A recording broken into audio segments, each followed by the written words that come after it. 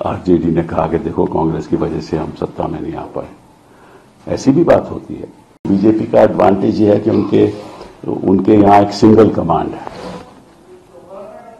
और single command के अंतर्गत वो चुनाव लड़ते हैं।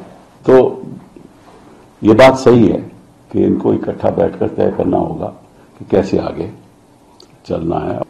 कि अगर इंडिया अलायंस को अल्टीमेटली 2029 में चुनाव लड़ना है और इस सरकार को गिराना है तो निश्चित रूप से कुछ तो तय करना पड़ेगा ना। कांग्रेस पार्टी तो हमेशा प्रयास करती है कि इकट्ठा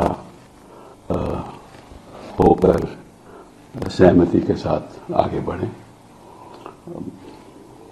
अब ये भी बात सही है कि कई बार प्रॉब्लम्स होती हैं। पिछली बार जैसे बिहार में चुनाव हुआ था तो कांग्रेस पार्टी को कितनी सीटें दी गई और वो खड़े नहीं उतरे और आरजेडी ने कहा कि देखो कांग्रेस की वजह से हम सत्ता में नहीं आ पाए। ऐसी भी बात होती है।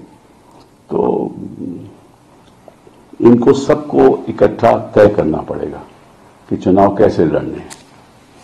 और देखो बीजेपी का एडवांटेज ये है कि उनके यहाँ एक सिंगल कमांड है और सिंगल कमांड के अंतर्गत वो चुनाव लड़ते हैं और देयरफॉर उनका फायदा भी होता है। लेकिन हाँ, ये सवाल गंभीर है और मैं समझता हूं कि देखिए जहां जहां उत्तर प्रदेश में हम अखिलेश जी के साथ, और हम नहीं, मैं तो कांग्रेस में नहीं हूं, लेकिन कांग्रेस अखिलेश जी के साथ गठबंधन में लड़ी और फायदा हुआ। ऐसा ही तमिलनाडु में हुआ। तो ये बात सही है कि इनको इकट्ठा बैठकर तय करना होगा कि कैसे आगे चलना है। और शरद पवार जी ने भी कहा था कि जो अलायंस है ये नेशनल अलायंस है, ये स्टेट अलायंस नहीं है।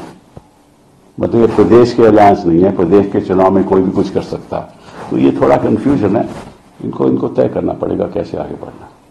सर, आप क्योंकि बंगाल में चुनाव है और ममता बनर्जी ने सीधे कह दिया है कि हम लोग अकेले चुनाव लड़ेंगे, बार बार इस तरीके की बातें होती हैं। आपने भी कहा कि पहले तय करना चाहिए। तो क्या बंगाल में अभी से ही कांग्रेस पार्टी को या अन्य राजनीतिक दलों को आगे आकर इस पर सहमति बनानी चाहिए, क्योंकि कांग्रेस भी चुनाव लड़ेगी, बाकी अन्य टीएमसी है। सहमति बनानी चाहिए, सहमति जरूर बनानी चाहिए कि अगर इंडिया अलायंस को अल्टीमेटली 2029 में चुनाव लड़ना है और इस सरकार को गिराना है तो निश्चित रूप से कुछ तो तय करना पड़ेगा ना।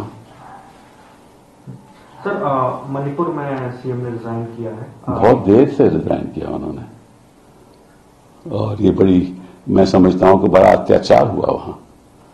और जो सरकार अपना प्रदेश नहीं संभाल पाती, साल हो गए प्रदेश नहीं संभाल पाए और जिस तरह से वहां महिलाओं के बलात्कार हुए और वायलेंस हुई और नजरअंदाजी हुई यहाँ केंद्र सरकार की तरफ से, तो एक बड़ा दुखी की बात है। और ये फेलियर सेंट्रल गवर्नमेंट का भी है और स्टेट गवर्नमेंट का भी है। बीरेन साहब को कहीं पहले चला जाना चाहिए था, उनको बर्खास्त कर देना चाहिए था। अभी भी ये प्रयास कर रहे हैं कि कोई और किसी और को चीफ मिनिस्टर बना ले सहमति के साथ। सर, भारतीयों को डिपोर्ट किया जा रहा है, ये संसद में भी इसको उठाया गया था। ये सरकार की तरफ से कहा गया कि ये पहली बार ऐसा नहीं हो रहा है और हम जो तरीका इस्तेमाल किया गया हम देखिए, हम पहली दूसरी बार की बात नहीं कर रहे। बात कर रहे हैं कि किसी की पैरों पे बेड़ियां लगाई जाएं, हाथों में हथकड़ी लगाई जाए और वो अपने प्लेन में बैठ के ये चलता रहे और हमारे प्रधानमंत्री जी चुप रहे। तो अपने आप में मैं भी समझता हूं कि ये अगर अपने लोगों की हिफाजत नहीं करेंगे तो क्या करेंगे।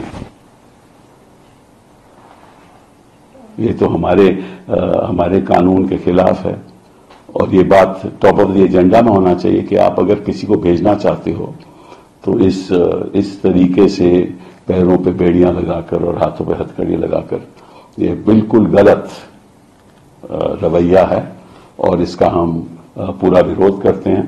और मुझे विश्वास था कि हमारे जो एक्सटर्नल अफेयर्स मिनिस्टर हैं वो पार्लियामेंट में ये बात कहेंगे, फिर उन्होंने ये बात कही नहीं। उन्होंने यही कहा कि हम बातचीत करेंगे। और मोदी जी तो जा ही रहे हैं ट्रंप को मिलने के लिए, और मैं समझता हूं कि ये बात वहां रेज होनी चाहिए जब प्रधानमंत्री जी ट्रंप को मिलेंगे। इलीगल इमिग्रेंट तो इलीगल इमिग्रेंट होता है और रिपोर्ट भी होता है, और हम भी यहां प्रयास कर रहे हैं, ठीक है ना। तो लेकिन एक सिविलाइज तरीके से जो भी करना है होना चाहिए।